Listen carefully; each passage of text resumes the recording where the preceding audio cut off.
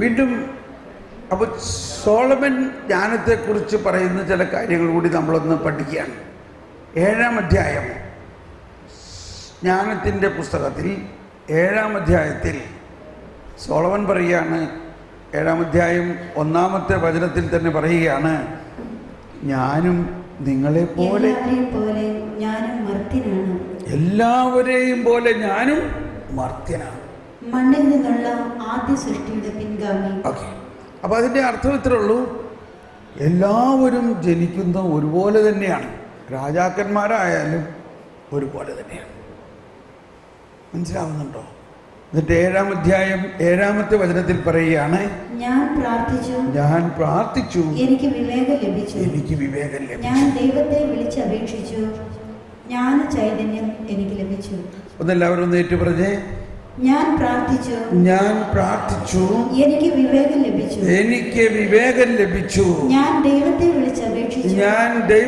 വിളിച്ചപേക്ഷിച്ചു, ജ്ഞാന ചൈതന്യം എനിക്ക് ലഭിച്ചു.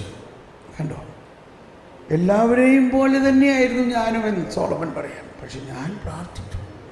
അപ്പം ഇവിടെ ഒരു കാര്യം നമ്മൾ മനസ്സിലാക്കണം, ഇത്രയും വലിയ രാജാവായിരുന്നിട്ടും ഇത്രയും തിരക്കുള്ളൊരു വ്യക്തിയായിരുന്നിട്ടും പ്രാർത്ഥിക്കാൻ സമയം കണ്ടെത്തി, ഇല്ലേ? പ്രാർത്ഥിക്കാൻ സമയം കണ്ടെത്തി. അതാണ് ജ്ഞാനം. പോപ്പ് ഫ്രാൻസിസ് ഇത്രയും തിരക്കുള്ള മാർപ്പാപ്പ എല്ലാ ദിവസവും വെളുപ്പിന് 4 മണി മുതൽ 7 മണി വരെ അദ്ദേഹം പ്രാർത്ഥിക്കും. മദർ തെരേസ ഇത്രയും തിരക്കുള്ള ആളായിരുന്നു, എന്നാൽ വെളുപ്പിന് 3-4 മണിക്കൂർ സമയം അവരിരുന്ന് പ്രാർത്ഥിക്കും. അപ്പോൾ നമ്മുടെ ജീവിതത്തിൽ പ്രാർത്ഥനയാണ് നമ്മളെ ഈ ദൈവീകതയിലേക്ക് നയിക്കുന്ന ഒരു പ്രധാന ഘടകം. ഇനി നമ്മൾ പ്രാർത്ഥനയിലേക്ക് പ്രവേശിക്കാം. അതിനു മുമ്പ് 1-2 കാര്യം കൂടി ജ്ഞാനത്തെക്കുറിച്ചൊന്ന് പറഞ്ഞത് കേട്ടോ. അപ്പോൾ 7-ാം അധ്യായത്തിൽ അപ്പം നമ്മൾ സംസാരിച്ചു, നമ്മൾ പറഞ്ഞു നാളെ രാവിലെ നിങ്ങൾ 6, 7, 8, 9 ഈ 4 അധ്യായങ്ങൾ വായിക്കണം.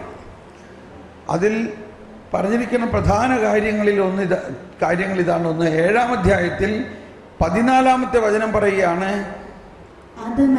അത് മനുഷ്യർക്ക് അക്ഷയനിധിയാണ്.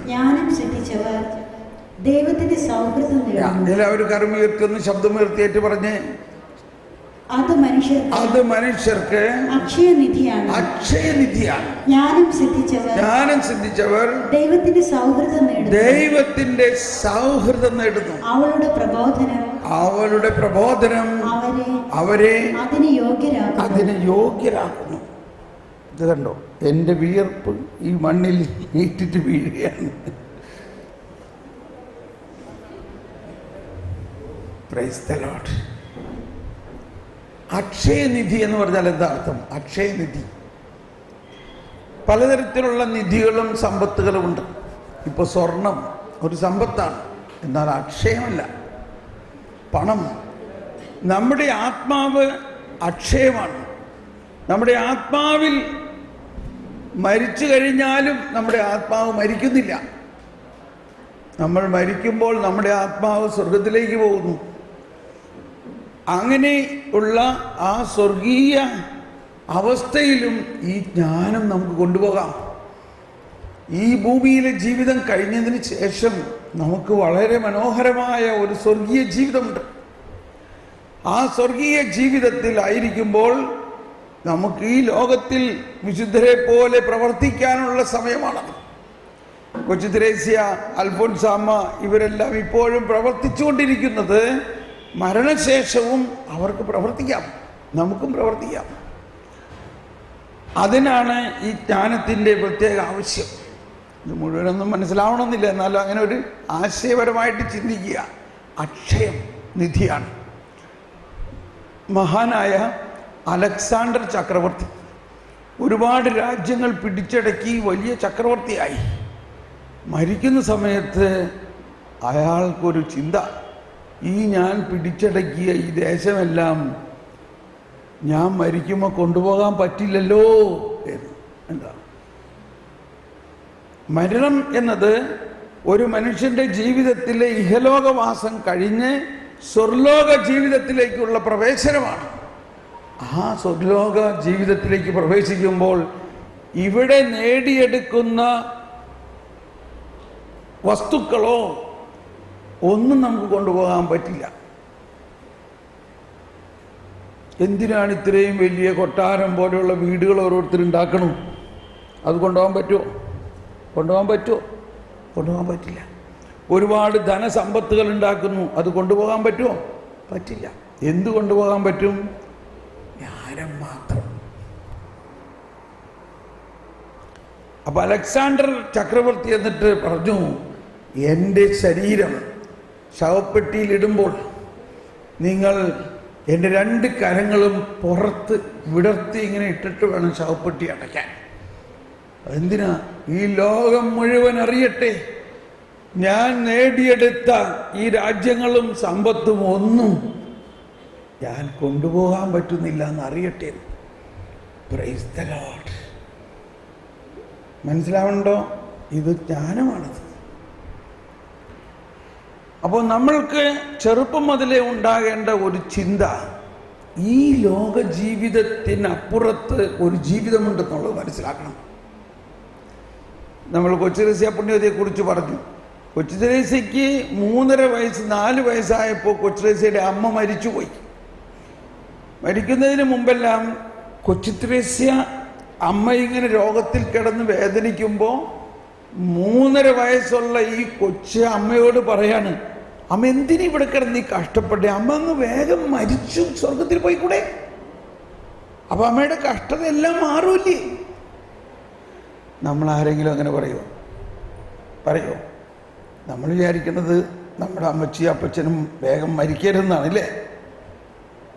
മരണം എന്ന് പറയുന്നത് വളരെ ശോചനീയമായ ദുഃഖകരമായ ഒരു കാര്യമായിട്ടാണ് നമ്മൾ ചിന്തിക്കുന്നത്. അങ്ങനെയല്ല.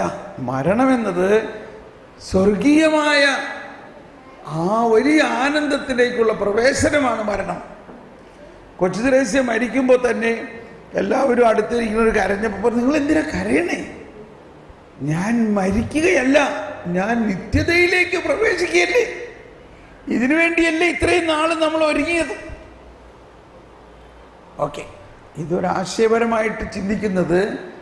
കാരണം നമ്മളെല്ലാവരും ഈ ലോകത്തിൽ എന്തോ ഇങ്ങനെ വെട്ടിപ്പിടിക്കാൻ വേണ്ടിയുള്ള ആവേശത്തിലാണ് എല്ലാവരും നടക്കണേ. ഒരു പ്രയോജനമില്ല. അതുകൊണ്ട് അതൊന്നും അവർക്ക് കൊണ്ടുപോകാൻ പറ്റുമോ? ഒന്നും കൊണ്ടുപോകാൻ പറ്റില്ല. ആ അർത്ഥത്തിലാണ് ഇവിടെ പറയുന്നത്, ജ്ഞാനം അക്ഷയനിധിയാണ്. അത് സിദ്ധിച്ചവർ ദൈവത്തിൻ്റെ സൗഹൃദം നേടുന്നു. ദൈവവുമായിട്ടുള്ള ഒരു സുഹൃത്ത് ബന്ധം. നമ്മൾ ആരെങ്കിലുമായിട്ടൊരു സൗഹൃദം ഉണ്ടാകുമ്പോൾ നമ്മൾ പറയണതൊക്കെ അവർക്ക് മനസ്സിലാകണം. അവർ പറയണത് നമ്മൾ മനസ്സിലാകുമ്പോഴാണ് സൗഹൃദം ഉണ്ടാവും. വേറൊരാളോട് നമുക്ക് സൗഹൃദമില്ല, കാരണം അയാളോട് പറയേണ്ട പ്രയോജനമില്ല, ഞാൻ പറയണമെന്ന് അവർക്ക് മനസ്സിലാവണില്ല.